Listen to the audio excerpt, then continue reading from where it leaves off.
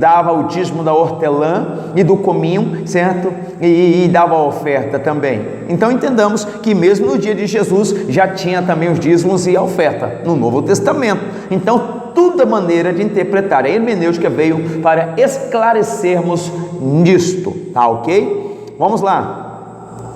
O risco das interpretações equivocadas, tá? Nós vamos estar falando aqui. A falsa compreensão das Escrituras pode parecer algo inofensivo, mas a grande ameaça é a produção de heresias, que são falsas doutrinas baseadas no erro da interpretação. Assim, muitos líderes exigem coisa absurda e proíbem o que seria direito legítimo nos fiéis. Fazendo isso em nome de Deus, prejudicam gravemente aqueles que deveriam estar sendo conduzidos de modo sensato. Vamos aqui, antes de eu entrar aqui, vamos entender aqui. Eu já sou pastor há alguns anos, tá? E no meu tempo, logo quando comecei meu ministério, havia tanta ignorância acerca de compreensão e por falta de conhecimento. Exemplo, o crente não podia ter uma televisão, porque era caixote de lixo do diabo. Depois os homens sentam e liberam a televisão. Peraí, aquilo que era caixote de lixo do diabo, aí o diabo não quis mais e deu para os crentes. Peraí, vamos entender, isso é só uma colocação, tá? Acerca de heresia. Mulher não podia andar de maneira nenhuma de bicicleta, certo? E se andasse na garupa tinha que andar de lado, tá ok? Não podia andar escanchada. Peraí, hoje já não é mais proibido, não é mais pecado, certo? Andar de bicicleta, andar de moto, hoje já é permitido. Então Deus está mudando. Está mudando. Então a Bíblia diz: eu sou Deus e não mudo. Então era doutrina humana, coisa de homem, certo? Vamos entender mais. Então muitos hereges estão aí fazendo coisas erradas. Um exemplo aqui, não quero tocar na igreja de ninguém, porém devo ensinar a Bíblia. A Bíblia fala desse jeito, em Jeremias capítulo de número 3, versículo de número 16. Jeremias 3,16, a Bíblia vai nos dizer assim: sucederá que quando vos multiplicardes e frutificardes na terra naqueles dias, diz o Senhor, nunca mais se dirá a arca do concerto do Senhor, nem lhe virá ou no coração, nem dela se lembrarão, nem a visitarão, isso não se fará mais. O que tem de pessoas fazendo arca de aliança e colocando em cima do púlpito é pecado, e a Bíblia está dizendo aqui, não sou eu que estou dizendo, é heresia. O que tem de pessoas pegando e adorando até mesmo uma arca, levando para casa, fazendo como a casa de Obed-edom. Peraí, a casa de Obed-edom era a questão, a arca de Deus. Agora as pessoas estão fazendo miniaturas, fazendo aí plágios e levando para suas igrejas, para que o povo saiba que Deus está ali, sendo que agora a arca somos nós. Então é heresia. Eu estou falando acerca da Bíblia e hermenêutica. Então assim, quando nós fazemos uma coisa que Deus proíbe, nós estamos sendo compactuando com o erro, e uma vez que eu compactuo com o erro, eu estou sendo criminoso, estou sendo pecador juntamente. Então eu pecando e tendo consciência do pecado, eu sou réu e digno de punição acerca desse erro. Então eu estou mostrando para vocês acerca de algumas interpretações equivocadas. Porém, se você tem crença no Velho Testamento e anula o Novo Testamento também, a presença de Jesus no Novo Testamento, você pode trazer toda tipologia para dentro da sua igreja, tá? Não estou falando segundo a Bíblia, não estou falando da igreja de ninguém, estou falando a Bíblia, tá? Vamos lá. Quantos líderes estão levando as pessoas a oferecerem tudo no altar, sobre o argumento de que elas serão abençoadas com riquezas materiais?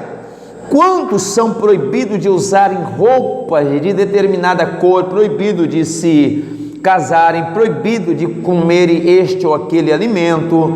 É verdade que as heresias não se limitam aos erros de interpretação bíblica, mas tem nele sua base principal.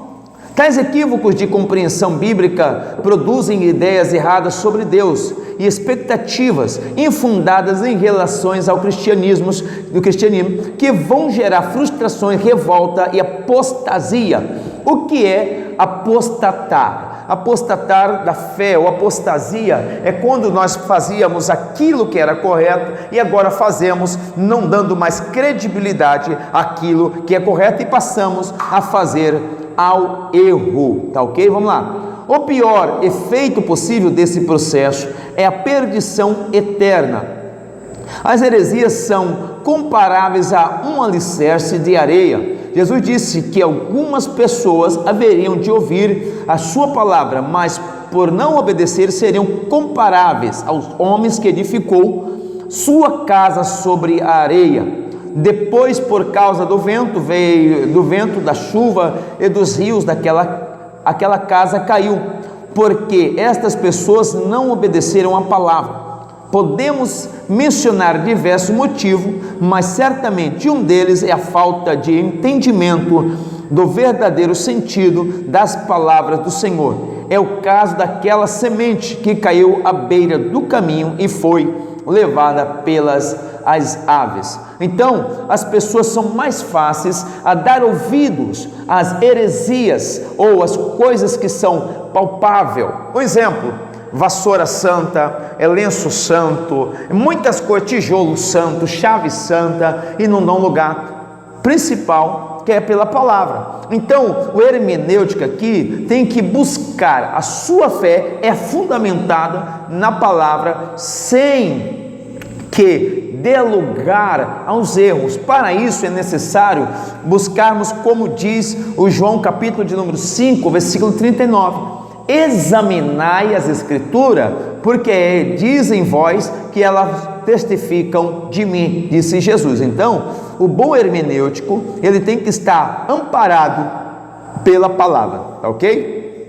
Eu quero deixar essa primeira aula aqui para vocês como base, e lembrando também acerca da palavra. A Bíblia fala em Jeremias ainda, capítulo de número 3 e versículo de número 15, onde a Bíblia rege dizendo: dai-vos-eis pastores, que vos apacente com ciência e com inteligência. São os dois dons da palavra, palavra da sabedoria e palavra do conhecimento, que está registrado em primeira carta de Paulo aos Coríntios, capítulo de número 12, versículo de número 8. O dom da palavra do conhecimento é isso que você está fazendo, adquirindo por intermédio do estudo da palavra. O dom da palavra da sabedoria é aquela que é revelada pela palavra de Deus. Então é necessário que o bom hermenêutico entenda que a hermenêutica não revela tudo, porém tem algumas coisas que dependem do Espírito Santo. Deuteronômio capítulo de número 29, versículo 29.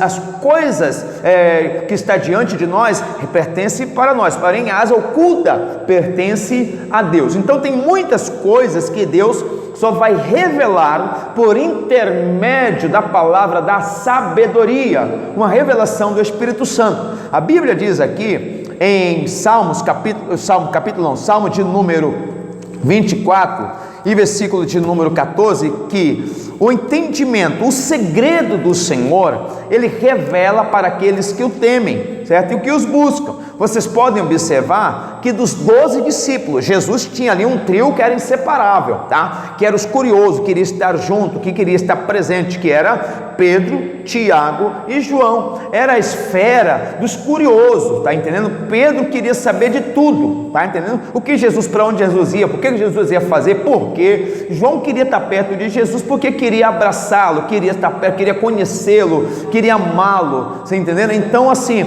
já Tiago queria orar como Jesus orava, entendeu? A ponto que ele foi conhecido como joelho de camelo, de tanto que ele orava. Então ele queria ser parecido com Jesus aí, tá? Então Jesus só vai poder revelar a sua palavra ou revelar a doutrina da palavra dele para aqueles que buscam. Então há uma junção, a palavra do conhecimento com a palavra da sabedoria. Então um bom hermenêutico, um bom teólogo, ele não vai confiar só na letra, entendendo? Paulo disse: eu já não vou a vocês com palavra humana, persuasiva, mas eu vou com o poder de Deus, tá? Com a palavra recheada com o poder de Deus. Então o bom teólogo aqui, o hermenêutico, ele não pode correr o risco de hipótese alguma, de querer confiar só na letra. Ele vai buscar o original, ele vai comparar ao grego, ao aramaico, ao hebraico, e vai buscar a Deus uma revelação. Revelação essa a qual o Senhor vai trazer ao coração dele coisas que não revelaram a ninguém. Não vira Daniel? Daniel contemporâneo aí de Ezequiel, de Oséias, certo? Ele agora começa a orar e Deus revelar a ele coisas que não revelou a ninguém no tempo dele. E depois dele veio várias pessoas, vários mestres, vários profetas, e Deus só foi revelar a João, o discípulo do amor, sim, certo? Lá na ilha de Patmos, quando João estava agora como escravo trabalhando numa mineração de sal, entendendo? Numa saleira. João estava trabalhando lá, foi quando Jesus disse: João, sobe para cá, porque eu quero te revelar as coisas que há de vir, certo? Então, aí é uma palavra rema, uma palavra revelada da parte do Senhor. Então é necessário que o hermenêutico tenha a sensibilidade de entender que ele não vai saber tudo, que a hermenêutica não vai tirar tudo para fora e mostrar a ele, tá? O hermenêutico tem que compreender que muitas coisas ele precisa da palavra revelada. Todos os mestres, como Barnabé, Paulo, Gamaliel e outros grandes mestres que eram no tempo da igreja primitiva, eles utilizavam os dois dons espirituais, tá? Os dois dons da palavra da sabedoria e a palavra do conhecimento, tá? Para que venha estar regado aí e ter aí um seu sermão, a sua literatura recheada de conhecimento da parte de Deus. Quando nós fazemos essa junção desses dois dons aqui, nós corremos menos riscos, tá? Corremos menos risco de errarmos na interpretação. Quando não tem certeza da interpretação, você tem que passar agora a buscar, a compartilhar. É outra coisa aqui que o teólogo tem que ter uma compreensão. Ele não sabe tudo, nenhum teólogo sabe tudo. Então o que tem que fazer? Ele tem que ter no máximo aí, no mínimo, 2 ou 3 bíblias de estudos, a qual vão estar passando para vocês também aí a relação. Tá? Se fosse aqui na nossa cidade, você poderia comprar na livraria Betel, mas como não está, certo? Aí você pode comprar aí na livraria de algum irmão evangélico aí, mas compre a dinheiro, não compre fiado não, tá bom? Vamos lá, você tem que ter pelo menos 2 ou 3 também dicionários bíblicos, uma enciclopédia bíblica, tá? E quanto assim, você tem que saber agora utilizá-la, manuseá-la, qual nós vamos ensinar você a manuseá-la a cada uma dessas ferramentas, a qual Deus nos dará para que você possa aí ser capacitado. E mediante a isso, você vai passar agora a estudar, escavar, certo? Buscar este conhecimento, certo? Haja vista que muitos pode haver aí uma contradição. E como você fazer que é a parte correta? A parte correta é quando você faz a junção de 2 ou 3 escritores que falam a mesma coisa. Essa linha teológica é a linha mais correta a qual você deve seguir, tá? O grande hermenêutico, ele não pode abrir mão também dos estudos, tá? Que devem ser aí pela arqueologia, tá? Ele deve buscar estudos, alguns escritos históricos, arqueológicos, porque a ciência e a religião tem que andar junto. Algumas pessoas dizem que a ciência e a religião não andam junto, é mentira. Einstein, um dos grandes pensadores, grandes homens aí, qual o nosso mundo já viu também aí, uma mente fora de série extraordinária, ele já dizia: a ciência sem a religião é cega, e a religião sem a ciência é paralítica. Então tem que fazer essa junção. O que é arqueologia? É ciência. O que é a teologia? Teologia também é ciência. O que é a religião? Religião vem do termo religare, que é ligar de novo a Deus, tá? Religião só tem um, que é Cristo, os demais são denominação, mas religião só uma, tá ok, pessoal? Que é Cristo, que nos religou a Deus. Nós estávamos cortados do céu, mas nós estamos religados. Antes estávamos ligados, fomos cortados por conta de Adão, que veio o Adão que pecou, mas veio o segundo Adão e nos religou a Deus, tá ok? Então é religar e religião, tá? Então assim